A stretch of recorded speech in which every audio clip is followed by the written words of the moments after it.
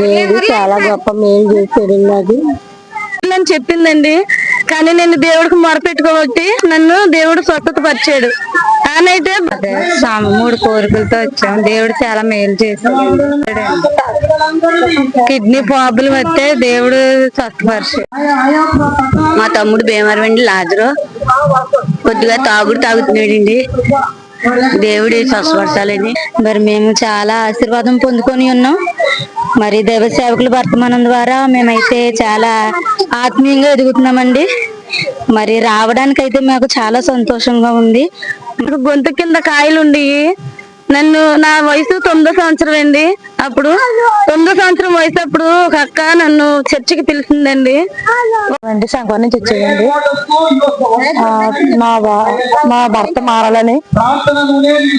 మారాలని నా పిల్లల పట్ల చదువులో గట్రా ఉండాలని విషయాన్ని కూడా వచ్చానండి.